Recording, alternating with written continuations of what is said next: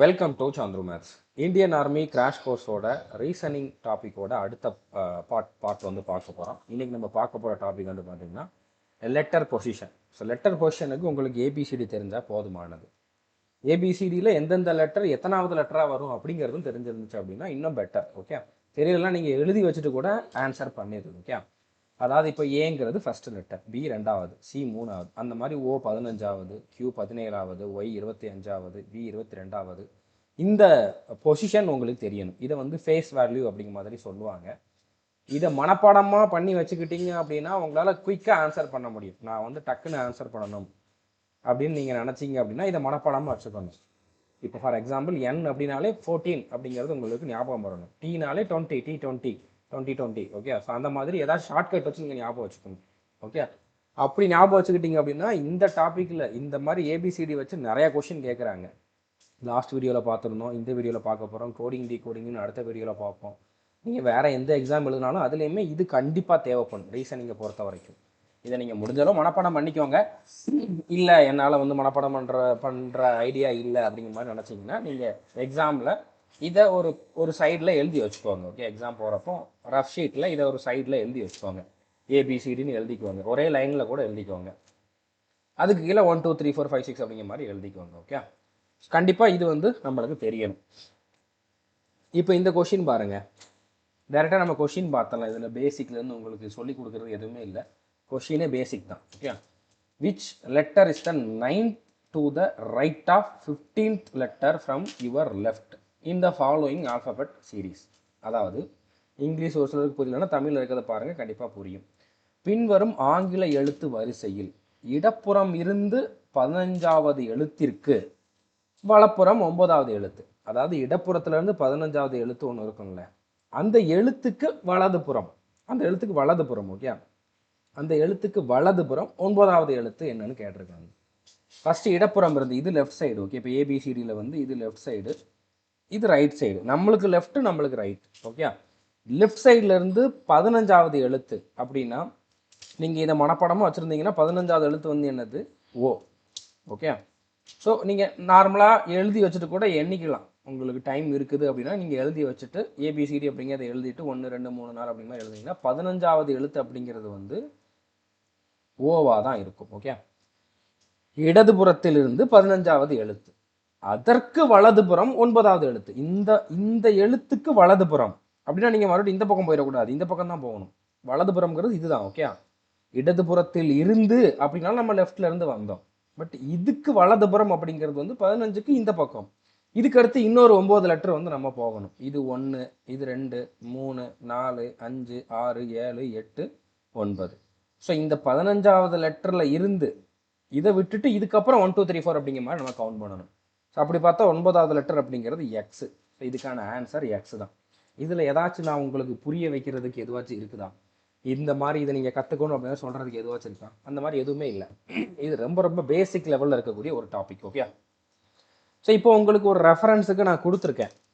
நான் உங்களுக்கு டீச் பண்ணுறதையும் குயிக்காக டீச் பண்ணிடலாம் அப்படிங்கிறனால நான் எல்லா பேஜ்லையுமே இந்த ஏபிசிடி அதோட ஃபேஸ் வேல்யூ என்ன அப்படிங்கிறத கொடுத்துருக்கேன். எக்ஸாமில் இது உங்களுக்கு இருக்காது, நீங்கள் எழுதிக்கணும். ஓகே, இப்போ கொஷின் பாருங்கள். இப்போ போன கொஷினில் உங்களுக்கு அவங்களே ஏபிசிடி கொடுத்துருந்தாங்க. இது வந்து ஆல்ரெடி ஆர்மி எக்ஸாமில் கேட்டிருந்த கொஷின் தான். இதில் முக்கால்வாசி கொஷின் ஆல்ரெடி கேட்ட கொஷின் தான். பட் ரொம்ப கம்மியான கொஷின் தான் இருந்துச்சு அப்படின்னா நான் ஒரு சில கொஷின் எக்ஸ்ட்ராவாக நானே ஆட் பண்ணியிருக்கேன். அதுவும் சிம்பிளாக தான் இருக்கும். ஓகே, இப்போ இதில் வந்து அவங்க ஏபிசிடி கொடுக்கல. Okay, which letter in the English alphabet is midway between the 14th letter from the left end and 10th letter from the right end? ஆங்கில எழுத்துக்களில் இடது முனையிலிருந்து 14வது எழுத்திற்கும் வலது முனையில் இருந்து 10வது எழுத்திற்கும் இடையில் எந்த எழுத்து உள்ளதுன்னு கேட்டிருக்காங்க. இப்போ இதுதான் இடது. ஓகே, நீங்கள் ஒரே லைனில் இதை எழுதியிருந்தீங்கன்னா இதுதான் லெஃப்ட்டு, இது வந்து ரைட் சைடாக இருந்திருக்கும், இசட். ஓகே, இடது முனையிலிருந்து 14வது எழுத்து அப்படின்னா வந்து என்னது? 14வது எண். வலது முனையிலிருந்து 10வது எழுத்துனா இது 1வது, 2வது, 3வது, 4வது, 5வது, 6வது, 7வது, 8வது, 9வது, 10வது. ஓகே, 10வது எழுத்து அப்படிங்கிறது வந்து என்னது? கியூ. கியூ. இப்போ இது ரெண்டுக்கு நடுவில் என்ன இருக்குது அப்படிங்கிறத கேட்டிருக்காங்க. ரெண்டுக்கு நடுவில் ஓவும் இருக்குது, பியும் இருக்குது. ஓகே, அதானே கேட்டிருக்காங்க. இடது முனையிலிருந்து 14வது, வலது முனையிலிருந்து 10வது. ஸோ இப்போ ஓபி 2 எழுத்து இருக்குது, பட் ஆப்ஷனில் பி மட்டும்தான் கொடுத்துருக்காங்க. அப்போ அதுதான் ஆன்சர். ரெண்டுமே கொடுக்க மாட்டாங்க. ரெண்டுமே கொடுக்கறதா இருந்தால் நடுவில் 3 லெட்டர் இருந்திருக்கும். 3 லெட்டர் இருக்குது அப்படின்னா இப்போ NOP இருக்குதுன்னா அதில் நடுவில் இருக்கிறத நம்ம சூஸ் பண்ணணும். ஓன்னு சொல்லி ஒன்று இருக்கும். 2 தான் இருக்குன்னா அதுக்கு நடுவில் அப்படின்னு நம்ம ஒன்றுமே சொல்ல முடியாது. ஓகே, ஸோ 2 தான் இருக்குன்னா 2ல் 1 தான் உங்களுக்கு ஆப்ஷனில் இருக்கும். ஸோ இதுக்கான கரெக்டான ஆன்சர் பி. இப்போ இதில் இன்னும் நம்ம குயிக்காக எப்படி பண்ணலாம் அப்படின்னு நீங்கள் யோசிச்சிங்க அப்படின்னா, இதில் நம்ம எங்கே டைம் அதிகமாக கொடுத்தோம், இங்கேருந்து நம்ம கவுண்ட் பண்ணணும். இப்போ ஒரு சிலர் வந்து ஃபேஸ் வேல்யூ ஞாபகம் வச்சுருப்பீங்க, ஏபிசிடிக்கு எந்தெந்த நம்பர் அப்படின்னு ஞாபகம் வச்சுருப்பீங்க. பட் இந்த மாதிரி வலதுபுறத்தில் இருந்து ரிவர்ஸில் 10வது லெட்டர் அப்படிங்கிறப்போ அப்போ நீங்கள் நிறைய பேர் வந்து ஞாபகம் வச்சுருந்தாலும் எழுதி தான் ஆகணும் அப்படிங்கிற மாதிரி ஒரு சுச்சுவேஷன் வரும். ஸோ அதுக்கும் இன்னொரு ஷார்ட்கட் இருக்குது. ஓகே, அது என்ன அப்படிங்கிறத நான் சொல்கிறேன். இப்போ ஃபஸ்ட்டு என்னது, லெஃப்டில் இருந்து 14வதுன்னு சொல்லிட்டாங்க. அதுக்கப்புறம் ரைட்டில் இருந்து என்ன சொல்லியிருக்காங்க, 10வதுன்னு சொல்லியிருக்காங்களா. அதை நீங்கள் லெஃப்டில் இருந்தே எத்தனாவது அப்படிங்கிற மாதிரி பார்க்கணும். ஓகே, அதுக்கு என்ன பண்ணணும், 27 மைனஸ் 10ன்னு போடணும். எல்லா நம்பருக்குமே இப்போ ரைட்லேருந்து கேட்குறாங்கனால நீங்கள் 27 மைனஸ் 10 போடுங்க. மொத்தமாக 26 லெட்டர். அது கூட 1 கூட்டி வச்சாதான் உங்களுக்கு கரெக்டான பொசிஷன் கிடைக்கும். 26 மைனஸ் போட்டிங்கன்னா 1 கம்மி ஆயிரும். ஓகே, அதனால் 27 மைனஸ் எத்தனாவது கேட்டிருக்காங்க, 10வது. ஸோ 27ல் 10 கழிச்சிங்க அப்படின்னா 17. அப்போ லெஃப்டில் இருந்தே 17வது. ஓகே, இப்போ லெஃப்டில் இருந்து 14க்கும் லெஃப்டில் இருந்து 17க்கும் நடுவில் அப்படின்னு பார்த்தீங்க அப்படின்னா என்ன இருக்குது, 15ம் இருக்குது, 16ம் இருக்குது. 15 ஓ, 16 பி. ஓபி ரெண்டுமே இருக்குது, அதில் பி தான் ஆப்ஷனில் இருக்குது, அதுதான் ஆன்சர். ஓகே, இதுதான் இதுக்கான ஷார்ட்கட்டு. என்ன பண்ணணும், ரெண்டையுமே நீங்கள் லெஃப்டில் இருந்து எடுக்கிறதுக்கு ட்ரை பண்ணணும். ஓகே, இல்லை சார் இதெல்லாம் எனக்கு புரியல, நான் மொத்தமாக எழுதிட்டு லெஃப்டில் இருந்தும் ரைட்டில் இருந்தும் அப்படியே நான் வந்து கவுண்ட் பண்ணி எடுத்துக்கிறேன் அப்படின்னா அது உங்களோட விருப்பம் தான். அதை விட இதில் கொஞ்சம் டைம் சேவ் ஆகும் நான் சொல்கிற மெத்தடில். ஓகே, பட் உங்களோட விருப்பம் தான். உங்களுக்கு எதுனாலும் நான் ரெண்டுமே சொல்லிட்டேன், ரெண்டில் எதை வேணாலும் நீங்கள் வந்து ஃபாலோ பண்ணிக்கலாம். ஓகே, ஸோ புரிஞ்சுட்டு நினைக்கிறேன். இந்த மாதிரி நிறைய கொஷின் வருது பின்னால், நான் கண்டிப்பாக உங்களுக்கு எல்லாத்தையுமே தெளிவாக டீச் பண்ணுறேன். அடுத்த கொஷின் ரொம்ப சிம்பிள். ஆங்கில எழுத்து வரிசையில் இடமிருந்து 9வது எழுத்து. Okay, 9th letter from the left வந்து கேட்டிருக்காங்க. லெஃப்ட்லேருந்து 9th லெட்டர் ஐ தான் ஆன்சர். சிம்பிளான கொஷின். ஓகே, அடுத்து which letter is midway between the 4th letter from the left end and 19th from the right end. Okay, so நடுவில் ஒரு question miss ஆகிருக்குது, but problem இல்லை, அதுவுமே சிம்பிளான கொஷினாக தான் இருந்திருக்கும். ஓகே, 19வது லெட்டர் அப்படிங்கிற மாதிரி தான் கேட்டிருந்துருப்பாங்க. 19வது லெட்டர் வந்து என்னது, எஸ். அந்த கொஷின் தான் மிஸ் ஆகிருக்குது. இதே மாதிரி 9க்கு பதிலாக 19ன்றதுக்கு அது வந்து எஸ். ஓகே, ப்ராப்ளம் இல்லை, அது சிம்பிளான கொஷின் தான், மிஸ் ஆனாலும் பிரச்சனை இல்லை. இந்த கொஷின் பாருங்கள், இடது முனையிலிருந்து 4வது எழுத்திற்கும் வலது முனையிலிருந்து 19வது எழுத்திற்கும் நடுவில் வரும் எழுத்து. நான் ரெண்டையுமே லெஃப்டில் இருந்து எடுங்கன்னு சொல்லியிருந்தேன். லெஃப்டில் இருந்து 4th, லெஃப்டில் இருந்தே இதை நான் எடுக்கணும். இது வலது முனையிலிருந்து 19ன்னு கொடுத்துருக்காங்கன்னா நான் என்ன செய்யணும், 27ல் 19 கழிக்கணும். ஸோ 27ல் 19 போனுச்சுன்னா எத்தனை, 8. அப்போ லெஃப்டில் இருந்து அது 8வது. ஓகே, ஸோ லெஃப்டில் இருந்து 4வதுக்கும் லெஃப்டில் இருந்து 8வதுக்கும் நடுவில் உள்ள நம்பர் என்ன, 5, 6, 7. ஓகே, 3 லெட்டர் வருது. 4க்கும் 8க்கும் நடுவில் 3 லெட்டர் வருது. அந்த 3ல் நடுவில் இருக்கிறது 6. 6 வந்து எதுக்கு வரும், 6 வந்து எஃப்க்கு வரும். நீங்கள் இந்த இடத்துல தான் லெட்டரை பார்க்கணும். எஃப் தான் ஆன்சர். 4வது லெட்டர் 4 என்னது, டி.